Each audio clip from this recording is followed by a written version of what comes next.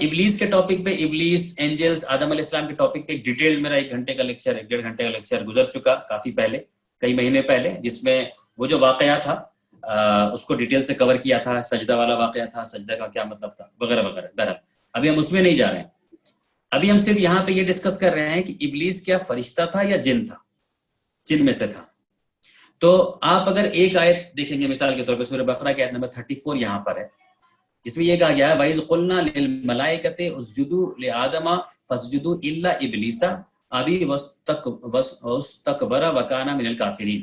اور جب ہم نے حکم دیا فرشتوں سے کہ تم سجدہ کرو آدم کو، تو سب نے سجدہ کیا سوائے ابلیس کے، اور اس نے استکبار کیا اور پھر وہ کافروں میں سے ہو گیا. یعنی وہ کافر، یعنی انکار کیا، اس نے کبریائی اپنے آپ کو بڑا سمجھا اور وہ کافروں میں شامل ہو گیا. اس آیت کو دیکھنے سے ممکن ہے کہ آپ کو یہ لگے کہ بھائی ابلیس بھی شاید فرشتوں میں سے تھا، کیونکہ یہاں پہ اللہ پاک کہہ رہا ہے کہ ہم نے فرشتوں کو حکم دیا تھا، اور اللہ پاک پھر کہہ رہا ہے کہ ابلیس نے جو ہے سو استکبار کیا اور کافروں میں سے ہو گیا.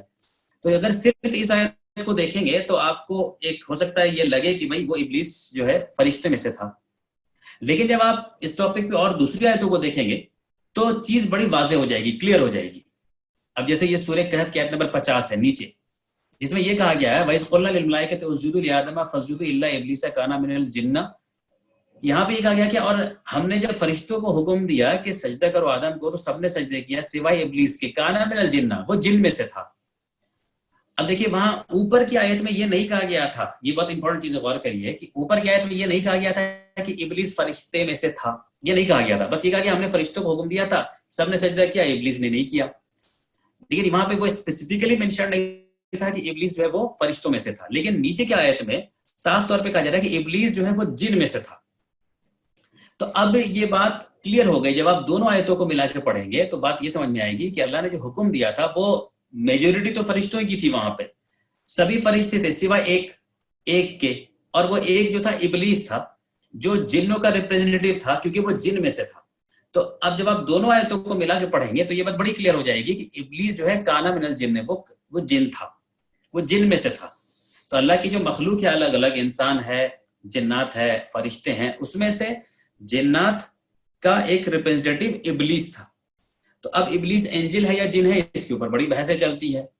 کچھ لوگ جو اسلام کے خلاف لکھتے ہیں وہ لوگ اوپر کی آیت کو کوٹ کر کے لاتے ہیں، سورہ بقرہ کی آیت نمبر 34، اور وہ یہ پروو کرتے ہیں کہ ابلیس جو ہے سو وہ شیطان یا فرشتوں میں سے تھا. تو جب آپ کسی بھی ٹاپک پہ ساری آیتوں کو ملا کے پڑھیں گے تو آپ کو بیٹر انڈرسٹینڈنگ ملے گی. یہاں پہ ہم دونوں آیتوں کو ملا کے پڑھ رہے ہیں تو یہاں پہ واضح ہو جا رہی ہے چیز جو ہے وہ جن میں سے تھا.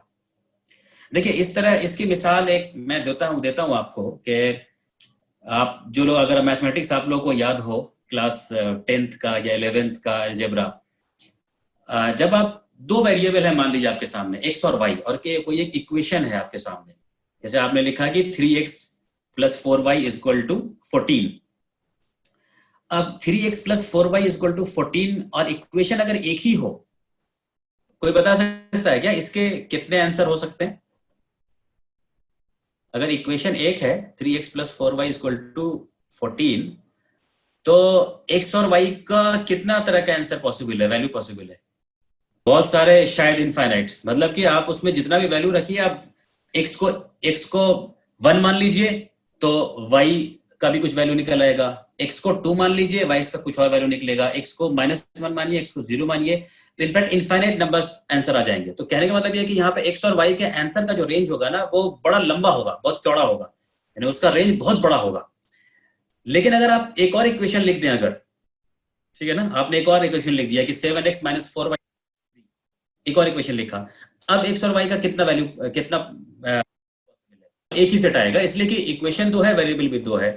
تو جب ویریبل 2 ایکویشن 2 تو آنسر ایک ہی نکلے گا. تو اب کیا ہوا، اب اس کا رینج بالکل کم ہو گیا. اس چیز کو آپ ذرا سمجھنے کی کوشش کیجیے گا.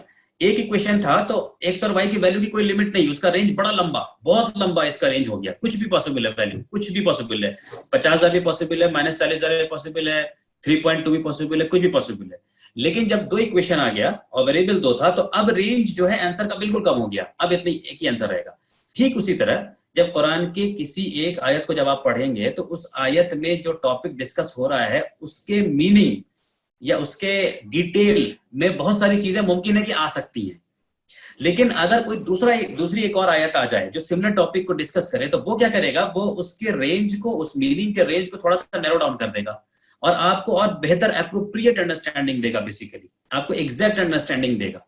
جیسے مثال کے طور پہ پہلی والی آیت میں یہاں پہ ممکن ہے کہ یہ بھی ہو سکتا تھا کہ ابلیس جو ہے وہ جن میں سے بھی ہو سکتا تھا, فرشتوں میں سے بھی ہو سکتا تھا, انسان میں سے بھی ہو سکتا تھا, لیٹس سے کوئی ایکس وائی زیڈ میں سے بھی ہو سکتا تھا, کئی پاسبلٹی تھی ابلیس کہاں بلونگ کرتا ہے.